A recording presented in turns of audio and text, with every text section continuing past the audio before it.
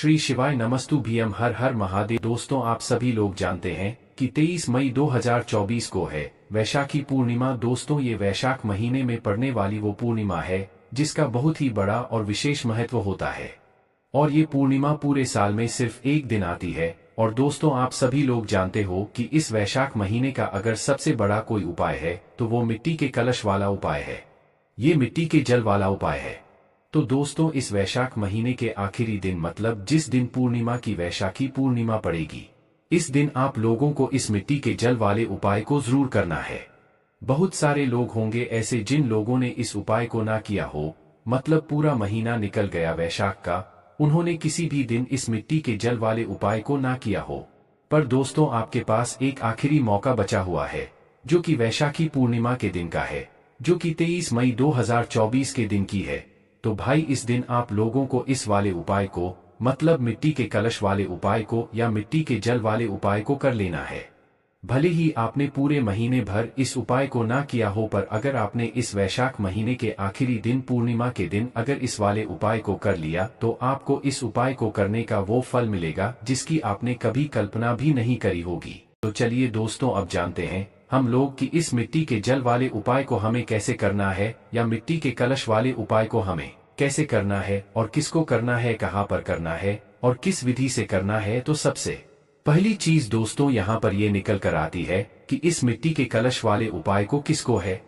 तो देखो ये वाली बात आप सभी लोग जानते हो कि ज्यादातर जो उपाय होते हैं वो घर की बड़ी माताएं बहनें ही करती हैं। उसका कारण क्या है? उसका ये कारण है कि घर की जो बड़ी माताएं बहनें होती हैं वो घर की लक्ष्मी होती हैं, क्योंकि जब घर की लक्ष्मी कोई उपाय करती है तो उसका फल बहुत जल्दी और बहुत बड़ा होकर मिलता है।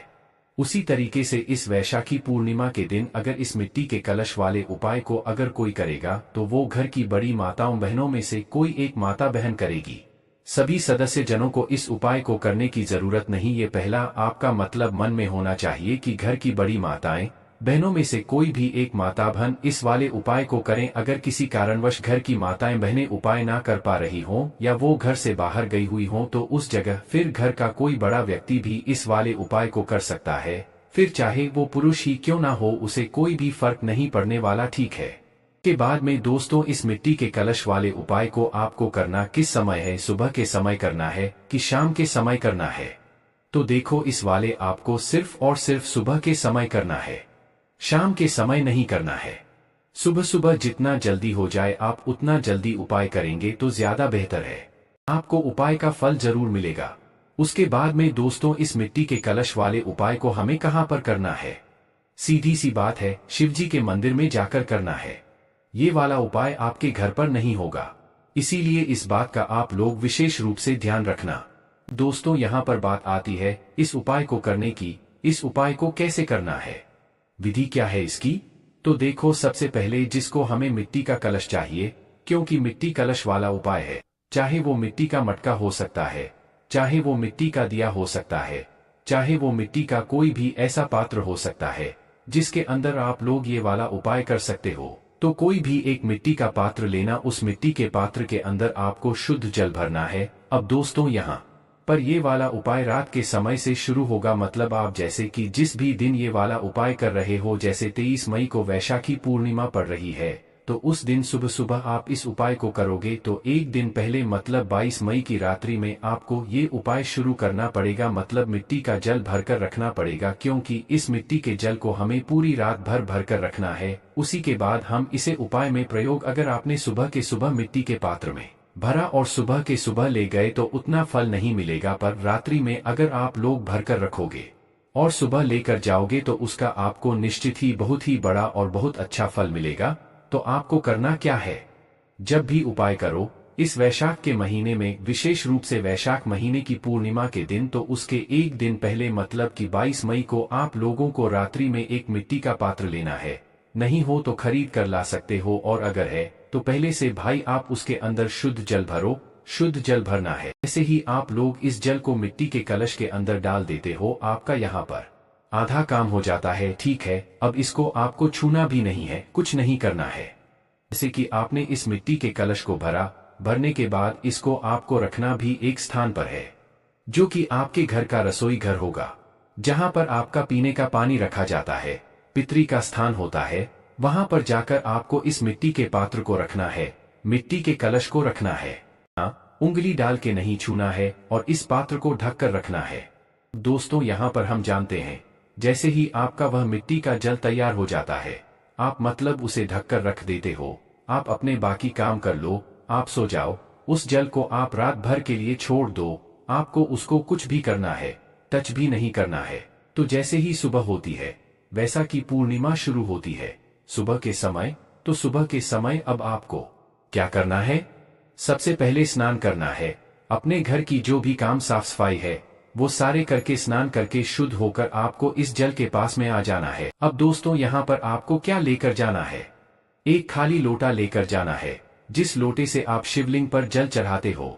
अगर तांबे का लोटा है तो और अच्छी बात है, वरना जिस लोटे से आप शिवलिंग पर जल चढ़ाते हो वह लोटा खाली लोटा भरकर नहीं लेकर जाना, क्योंकि भरेंगे तो हम इस मिट्टी के कलश के अंदर से ही। तो खाली लोटा लेकर अपने घर के रसोई घर में चले जाना, स्नान करके जाना, स्नान करके ही उस कलश पात्र को छूना है। इस बात का ध्यान रखना, ठीक है? कलश के अंदर से जिस भी पात्र के अंदर चाहे वो दिया ही क्यों ना हो मिट्टी का, उसके ऊपर मतलब उसके अंदर से आप जल अपने लोटे के अंदर डाल लो, ठीक है? अब दोस्तों बहुत सारे लोग क्या सोचते हैं कि भाई हमने जो है मिट्टी के अंदर, ये मिट्टी के कलश के अंदर जल भरा है, तो हम इसी ऐसे के ऐसे ही जो है इस जल को उठाकर लेकर जाए और शिव जी के मंदिर पहुंच जाए, ठीक है? पर वैसा नहीं करना है। आपको मिट्टी के कलश के अंदर मात्र रात भर के लिए जल भरकर रखना है, उसको साथ में लेकर नहीं जाना है। आपको मात्र उसके जल को साथ में लेकर जाना है। खो एक लोटा जल तो हम लेकर जा ही रहे हैं, उसमें कोई दिक्कत वाली बात नहीं है, पर अगर हो सके तो बेलपत्र या अबीर,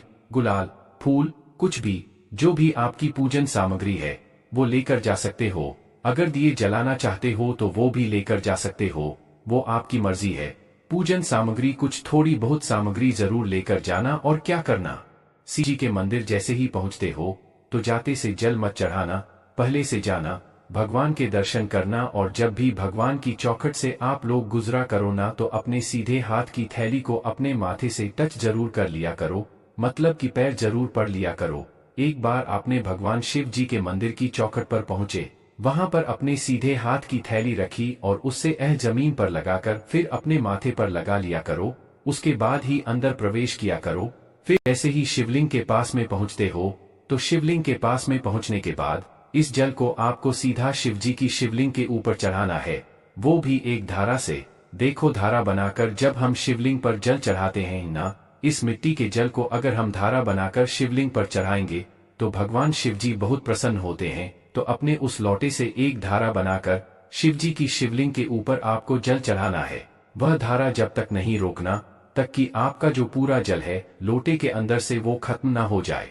तो जैसे ही आप लोगों का जल चढ़ जाता है तो भाई उस जल को चढ़ने के बाद आप अपना वह जो लोटा है वह जलाधारी के नीचे रख दो।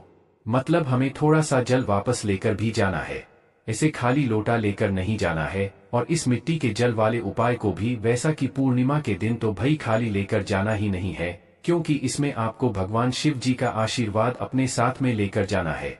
तो भाई आप उस खाली लोटे को जलाधारी के नीचे रख देना, चाहे एक बूंद ही आपको जन्म मिल गया, बहुत बड़ी बात है, तो आप उसको नीचे रख देना और भगवान शिव जी के शिवलिंग के पास में बैठकर हाथ जोड़कर अपनी वह मनोकामना बोलना, वह विनती बोलना, वह दुख और परेशानी बोलना जिसके लिए आप लोग अपना यह वाला उपाय कर रहे हो। अगर आप लोग मनोकामना नहीं भी बोलते हो ना, तो भी कोई दिक्कत वाली बात नहीं है और अच्छी बात है, क्योंकि आप मनोकामना बोलते हो तो सिर्फ आपको उतना मिलता है।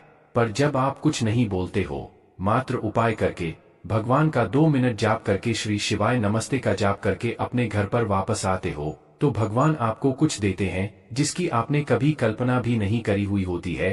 बाकी अगर आपको अपनी मनोकामना बोलना है, दुख और परेशानी बोलना है, तो आप हाथ जोड़ कर बोलकर और 2 मिनट भगवान शिव जी का नाम जाप करके श्री जाप करके वहां से उठकर मतलब अपने घर पर जा सकते हो और आपका उपाय यहाँ पर पूरा हो जाता है। बस जो जल आप जलधारी से जल कर लाए हुए हो, इस जल का आप चाहो तो अपने घर के सभी सदस्यों में उसका थोड़ा थोड़ा आचरण भी करा सकते हो। और इस जल को पहले जाकर अपने घर के मुख्य द्वार पर दोनों तरफ जरूर छिड़क देना, आपको विशेष फल की प्राप्ति होगी, आपके घर में सुख शांति बनी रहेगी। ये मिट्टी के जल वाला करने का आपके पास आखिरी मौका है, जो कि वैशाखी पूर्णिमा का है।